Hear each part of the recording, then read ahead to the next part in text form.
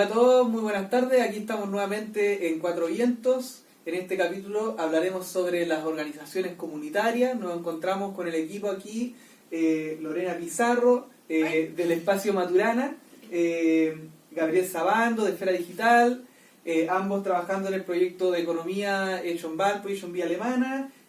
Yo soy Horacio, me encargo de la recopilación de sabiduría ancestral. Y tenemos acá a nuestro invitado de hoy, Renato, quien estudia psicología y nos va a ilustrar en varios temas que veremos a continuación. ¿Con qué partimos? Vamos a partir viendo lo que es la naturaleza humana para entender de dónde nace lo que sería la organización comunitaria. Ya, pues, señorita Lorena. Ahora tiramos el dado. Tiremos el dado, ¿quién habla primero? Si le preguntamos directamente a Renato... Al oráculo. Al oráculo de Peña Blanca. Tú eres de Peña Blanca. De Peña Blanca. ¿Y cuándo terminaste de estudiar psicología o todavía no? No, yo estoy en la práctica ahora. ¿Y dónde estás haciendo la práctica? Mira, realmente ahora estoy congelado. La práctica la estoy haciendo en el CEPS, que es el Centro de Atención Psicológica de la Universidad de Viña del Mar. ¿Y qué ramas seguiste de la psicología? ¿Estás haciendo clínica? ¿Estás haciendo...? Mi especialidad era sistémica, social sistémica. Más sin embargo, la práctica clínica la tengo que hacer igual. Igual tenés que hacer Parte de la formación curricular, sí. ¿Y por qué te interesó estudiar psicología? Entonces, claro, me preguntaste por qué decidí estudiar psicología, y claro, a mí me uní un poco en un jaque, porque finalmente mi decisión por estar estudiando psicología se basó en dos diatribas totalmente opuestas. Uno era que me encantaba la filosofía y otro que me encantaba la biología. Y no sabía si escoger filosofía o si escoger biología. Entonces, entre tirar ahí apuestas y ver qué cosas se relacionaban mucho entre esas dos escuelas tan diferentes, encontré la psicología, que justamente analiza aspectos biológicos del desarrollo del ser humano, de su cerebro, de la sociedad, y al mismo tiempo es filosófico, porque en el fondo tiene que ver con todo el entramado cultural que hemos desarrollado con este cuerpo y con este desarrollo neuronal, cerebral, ¿cachai? Bueno, de hecho, una de las razones por las que queríamos traerte era porque en este capítulo del programa queríamos hablar sobre la naturaleza humana y encontramos coincidencia en tu forma de ver que efectivamente hay una naturaleza humana, hay una forma en la que el ser humano está construido y a partir de la cual se organiza y no podemos dejarla fuera. Para empezar este programa habíamos hecho nuestra pequeña pauta, habíamos discutido mucho sobre cómo abordar el tema y pensamos que la mejor forma de abordarlo era hablar de la naturaleza humana como un hombre que se mira al espejo, o sea, no como algo que estamos estudiando en libros ni de diversas culturas, pensamos en compararlo con otros animales, qué sé yo, hay distintas formas de abordarlo. Sin embargo, nos pareció que una forma práctica en que todos podemos verlo es sencillamente analizando al ser humano en su naturaleza actual. O sea, como uno, si se mira al espejo, qué cosas encuentra que lo determinan como ser humano. Y ahí hay cuestiones básicas y elementales que son propias de nuestra especie, como el hecho de caminar en dos patas. Caminar en dos patas. Sin embargo, pareciera que caminar en dos patas, estar erguido, fuera algo como que no tuviese ningún impacto en nuestra forma de organización, en nuestra forma de nacer y qué sé yo, pero la verdad es que sí. Y de eso parece larga la introducción a la pregunta, pero más que pregunta en realidad estoy opinando también. ¿Qué efecto tiene o cómo debiera nacer el ser humano? ¿Qué sabes tú o qué les enseñan en la academia respecto a cómo se produce la reproducción del ser humano? ¿Qué tiene de particular con la forma de nacer humana? Mira, hay ciertas cosas bien particulares e interesantes en lo que tú dices con respecto a lo que tú me preguntas. Nosotros somos animales, somos orgánicos, tenemos un cuerpo, una fisiología. Nacemos al igual que otros animales. De hecho, hay una gestación, hay una procreación, un sexo antes. Eso es muy natural, muy orgánico. Nacemos por parto natural, entre comillas. Luego de ello, el bebé que nace necesita el pecho materno. Esto en psicología lo estudiamos. Si no existe este pecho materno, existe lo que se llama un desapego, existe lo que se llama un apego frustrado. Este apego, para que sea significativo, tiene que ser de piel. El bebé es un animal orgánico y precisa del tacto y de los latidos cardíacos de la madre, de la boca, del pezón de la madre en su boca para desarrollar un contacto con ella. El bebé nace en una situación en la cual él no comprende una división real entre su cuerpo y el cuerpo de la madre, porque no existe esta división real. Si somos pragmáticos y somos objetivos, la división no había y no existía cuando el bebé estaba dentro del feto de la madre. Pero cuando el bebé nace tampoco existe una división real, porque de hecho depende totalmente de esta relación directa que sea la naturaleza entre madre e hijo. El problema fundamental es cuando las sociedades tratan de alguna manera violentar estos principios de formación natural y de desarrollo natural de un bebé. Casi todas las sociedades y casi todas las personas, cuando nos encontramos con grandes sufrimientos, problemas y dolores, incluso de adultos, es porque una parte de nuestra naturaleza no se condice con cómo nosotros estamos llevando nuestra vida al día a día, cómo nos organizamos y en el fondo cómo resolvemos nuestras necesidades. Muchas veces porque hay necesidades irreales que fundamentamos después de un tiempo de educación y desconocemos aquellas necesidades que en el fondo vienen desde el nacimiento de la Matrix. ¿Y cuáles serían las necesidades que deben ser satisfechas en un ser humano para que el desarrollo de ese ser humano sea el óptimo? Parte del embarazo de la mujer y parte incluso del sexo entre el hombre y la mujer. Parte de una responsabilidad y una conciencia del acto sexual. Nosotros somos animales y esto ocurre de manera natural, hay que entenderlo. No hay que prejuiciarlo porque si lo prejuiciamos de partida no vamos a realizar un cortejo de manera efectiva y natural y desde ahí ya desde la gestación va a ser un poco estresante para la mujer. La verdad es que tenemos que empezar por ahí. Es súper básico para que el niño nazca bien. Luego, una vez que el niño nace, tiene que sentir amor. Esta es una necesidad fundamental. Comida, amor, protección y seguridad. Son las necesidades fundamentales para que un niño se desarrolle sanamente y luego pueda desenvolverse en sociedad como de una manera positiva, en el fondo. O sea, claro, hay elementos igual que todos sabemos que un niño necesita, que son, qué sé yo, alimentación, cuidado, cariño, pero más allá de eso, es conveniente que un niño, no sé, a los meses esté durmiendo en una cuna, separado de sus padres. ¿Qué efecto tiene eso?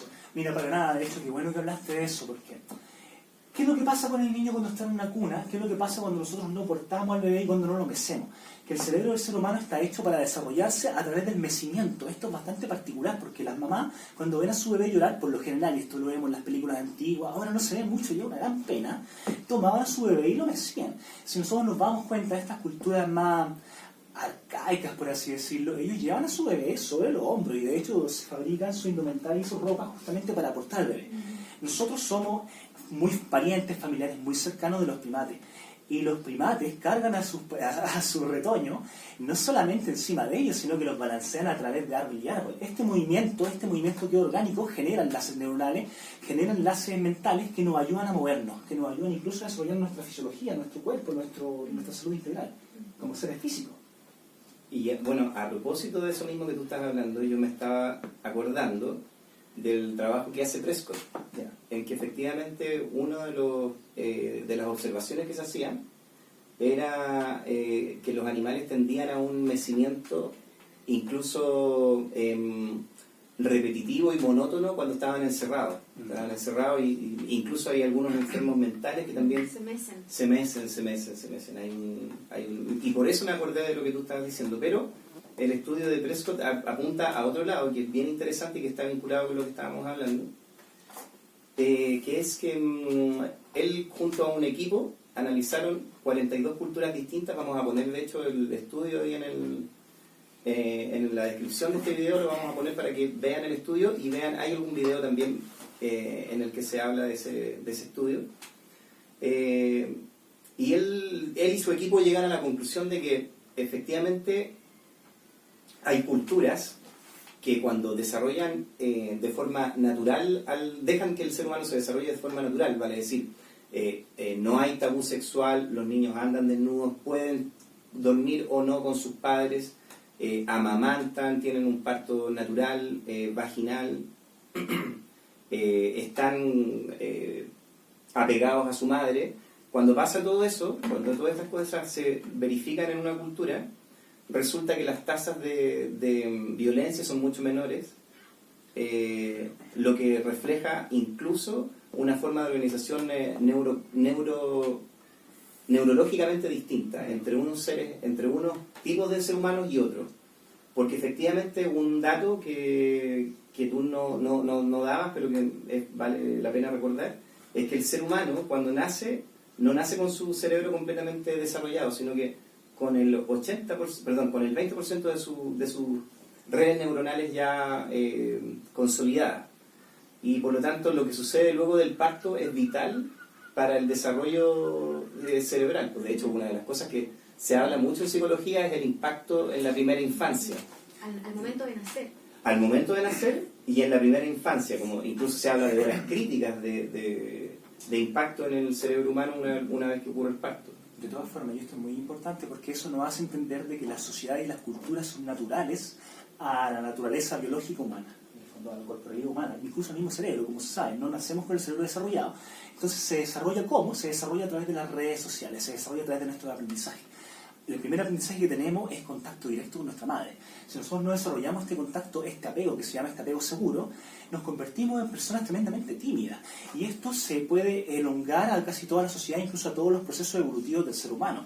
Cuando luego nosotros vamos al colegio, por ejemplo, nos vestimos de plomo y nos fuerzan a estar 8 horas sentados, estudiando, de una manera sumamente antinatural, eso genera un nivel de estrés terrible para el cuerpo humano, una enajenación tan grande con el conocimiento y una frustración terrible. Naturaliza el estado de alerta.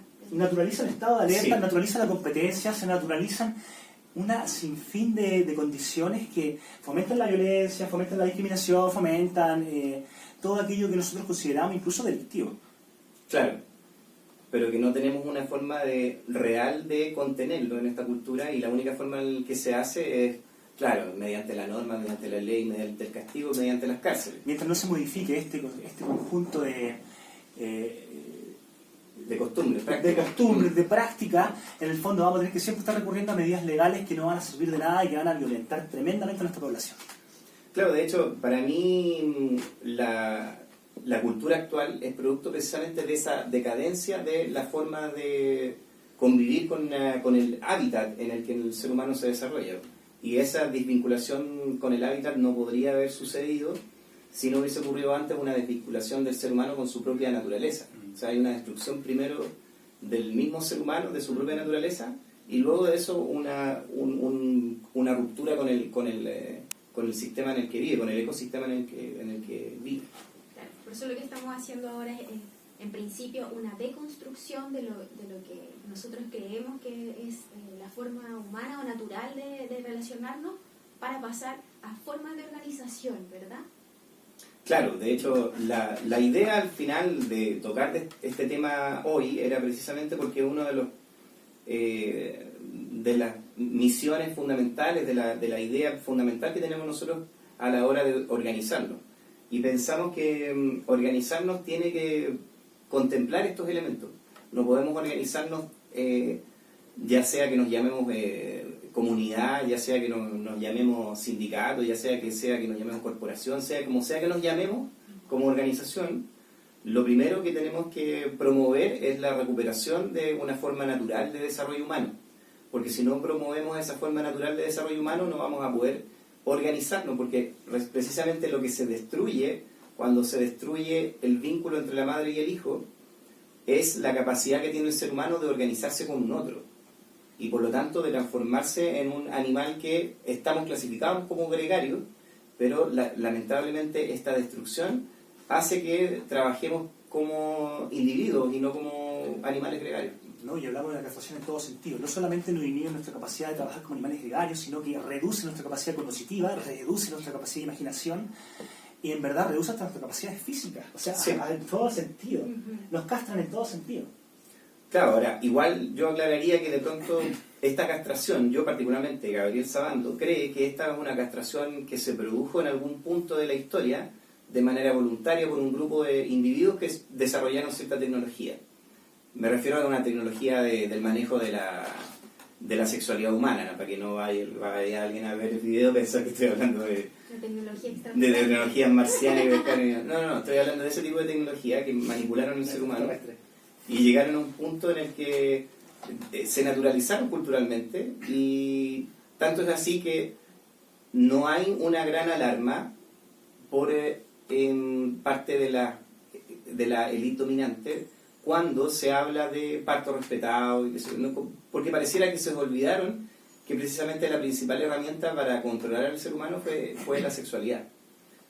Por lo tanto, hay tabú obviamente en la cultura de hablar de sexualidad plenamente, pero no está ni prohibido ni perseguido hasta donde uno puede verlo. Pero si nos promoción remitimos incluso. a lo más cercano, al más acá, ¿cómo se organizaban en ese aspecto la cultura mapuche? En el aspecto sexual.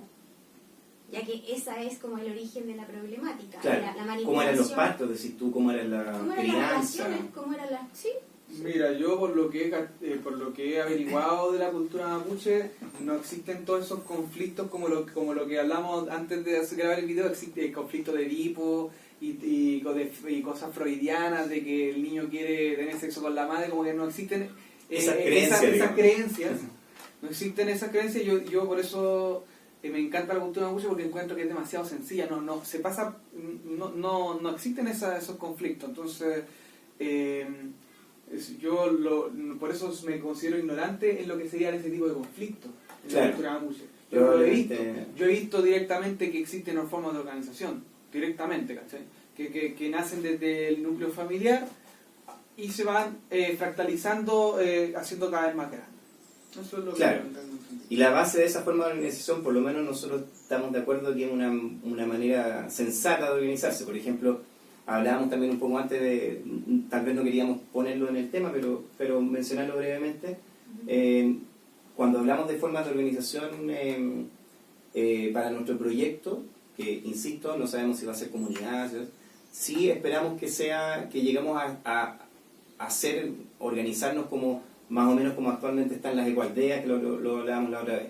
Pero para ser concreto, pensamos que una forma de organización humana tiene que ser una red distribuida, un sistema distribuido, en donde tenga distintos grupos humanos que tengan su propia autonomía, claro, que tengan su propia autonomía. Y a partir de eso que se vaya dando la relación entre una y otra. Pero no estamos muy de acuerdo con la idea de imponer una forma de organización. No, creo que tiene que tener elementos centrales, que son el respeto por el individuo y el respeto por el colectivo, entendiendo que efectivamente somos las dos cosas. Somos un individuo que vive en comunidad. De hecho, como en la cultura choza lo dice, a mí me encanta la cultura choza. Ellos lo dicen muy claramente, dicen, yo soy porque nosotros somos. O sea, porque en realidad es imposible separar una cosa de la otra. O sea, yo creo que, por ejemplo, mi visión óptima de una organización comunitaria, o como se le quiera llamar, pero una orgánica territorial de individuos, de personas, de familias, primero hay que estudiar la historia del lugar, porque para mí se organizan distintos dependiendo de la geografía, de mil cosas, de la experiencia, y pasa que por eso no son las mismas organizaciones las que se dan en distintos territorios. Y me pasa de que también creo que hay que estudiar un poco de historia para ver cómo se organizaban acá, porque uno nos han bombardeado con cosas culturales desde otros lados, en los que entonces que pueden ser muy bonitas de otros lados, pero no tienen la experiencia, las cosas que han habido acá. Acá, por ejemplo, el pueblo mapuche se ha organizado durante miles de años, más de 9.000 años, entonces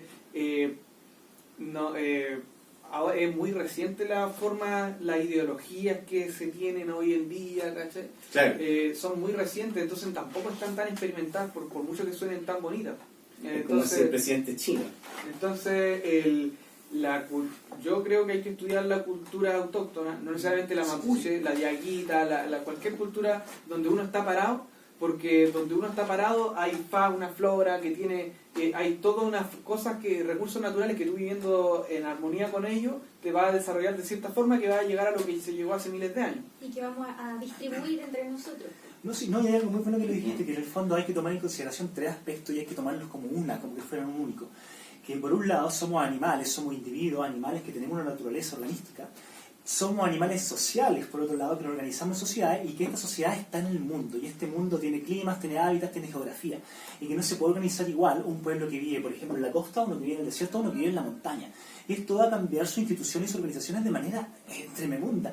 Más sin embargo, todos nosotros tenemos, como seres humanos naturales, como organismos humanos, ciertas necesidades que debemos respetar aquí y en la Quebrada del Ají. Y esto es muy bueno entenderlo porque nos ayuda a pensar cuando queremos definir una sociedad, yo no sé cómo ustedes quieren definir su comunidad, cuáles son aquellas directrices que nosotros nos podemos orientar, más o menos, a grandes rasgos. Claro, igual yo creo que eso precisamente es algo que tiene que emerger de la comunidad misma. respetando ciertas cosas, sí, pues, del estudio del territorio, Sí. claro, claro. Pero me refiero a que la misma comunidad o organización, como lo quieran llamar, que, valga la redundancia, insisto en el término, se organice, esa agrupación, esa comunidad es la que tiene que tomar la decisión respecto a cómo se va a organizar, evidentemente. Lo que sí tiene que tener, obviamente también, ciertos elementos centrales, que era lo que estábamos hablando recién, donde respeto al parto, ¿por qué? Sencillamente por lo que la evidencia demuestra. La evidencia demuestra que construir un ser humano de una manera distinta tiene resultados nefastos, que es lo que estamos viviendo de hecho en la actualidad. Queríamos ir en este capítulo al nódulo central del problema, creemos nosotros, que es la destrucción del ser humano, porque no se puede reconstruir los lazos humanos y a partir de eso reconstruir al ser humano sin reconstruir su naturaleza primitiva y básica, que se desarrolla en las primeras etapas luego de que nace. Y por eso es tan importante el tema del nacimiento, del parto. Así que queríamos hablar de eso en este capítulo. Señorita Lorena. Agradecer este espacio, agradecer a no sé quién y quién esta oportunidad de estar hablando de esto que es tan importante y que está saliendo a la luz hoy día. Eso, sí, siento que quiero dar las gracias, no tengo nada más que decir. Aquí yo igual quiero agradecerle algo muy parecido a lo que dijo la Lore. Más que nada la intención de fundar una comunidad. Yo no sé cómo ustedes la quieren hacer porque no conozco sus proyectos ni nada, pero es tremendamente necesario en el día de hoy, tremendamente necesario, porque estamos hablando de los desastres. ¿Cuáles son los desastres, por ejemplo, de violentar nuestra naturaleza y hacer una sociedad en el fondo que no la respeta? Que no respeta la maternidad, que no respeta el crecimiento de los bebés, que no es condescendiente con esta naturaleza. Finalmente que terminamos gastando la cantidad de recursos, de energía intrapsíquica, psíquica, física, materiales, comunales tan grande que destruimos el planeta, destruimos nuestro cuerpo, nos da cáncer, nos matamos y en el fondo eso es todo resultado de que no sabemos organizar bien aquella energía que sabiendo entenderla y sabiendo analizarlas podríamos organizarla de manera sumamente eficiente. Saber qué agua tomar, en qué momento, cómo compartirla, cómo gestionar el agua de lluvia en los lugares que llueve, cómo gestionar el agua de la napa en los lugares donde no hay lluvia, etcétera, etcétera, etcétera. Y además todo ese estrés hoy día es completamente innecesario porque está archi comprobado de que se puede, de que es factible, de que es completamente práctico e inteligente. Pero hay que agradecer mucho cuando alguien lo quiere llevar a la práctica, ¿no? Sí. Y eso es lo que se agradece. Sí, pero también es producto de una larga observación que converge en este punto. Cada uno de nosotros hemos sido capaces de llegar a una conclusión semejante y por eso estamos acá. Sí, y eso yo creo estamos que... de acuerdo con eso, de que ya no es necesario seguir tratando de irse, remar para el otro lado dentro de un paradigma que está archicomprobado no funciona. Claro. O sea, lo que hablábamos de un hospital privado y un hospital público en una manzana, en una cuadra, es completamente absurdo y lógico. Sin embargo, todo el sistema funciona así. Por eso agradezco esta instancia de que se exponga de esta forma. No, y aparte que dijiste algo muy lindo, tú que dijiste hemos llegado a todas estas instancias finalmente por caminos diferentes. Claro. Y esto es muy interesante porque desde todas las culturas, por muy enajenadas que estén, pueden volver a este origen en el fondo. Y lo pueden volver justamente porque el origen está en nuestra carne, o sea, lo estamos soportando. Y cuando nos duele mucho es porque lo estamos soportando en el fondo. No es porque lo estamos pasando bien. No es porque lo estamos El pasando bien. cáncer, soportarlo es el cáncer. Bueno, es muchas cosas, o sea, la guerra también es una soportación de aquella toda mala energía Pero que no no es sabemos. necesario. No, que no. Por eso hablemos de las formas de organización.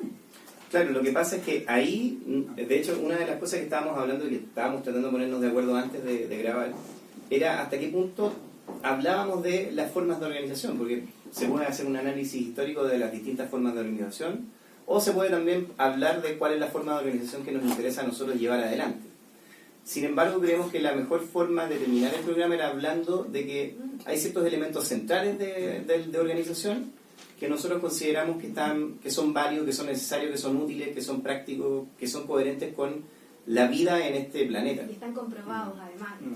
Comprobados con la vida en este planeta, o sea, tiene que ver incluso con nuestra supervivencia y subsistencia en el tiempo, Sí. A ese punto. Sí, y de hecho es más, así, aprovecho de decir algo que personalmente opino. El ser humano, o sea, el planeta, olvídense que está en problemas.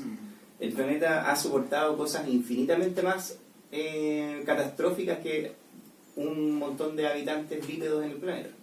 Así que olvídense, el problema lo vamos a tener nosotros si no somos capaces de adaptarnos al planeta porque podemos generar efectivamente desequilibrios tales en el ecosistema que un cambio brusco nos puede hacer desaparecer, como lo ha hecho con otras especies. Entonces, no es un problema del planeta, el planeta va a subsistir, van a seguir habiendo otras especies, pero si nosotros no somos capaces de adaptarnos, nosotros somos los que vamos a desaparecer. Y las consecuencias, cada uno en su... Claro, y para mí es evidente que desde ahí podemos vincularlo con otro tema que está... que al final en realidad los cubre todo, que es la permacultura. Cuando se habla de permacultura, se pretende decir cultura permanente.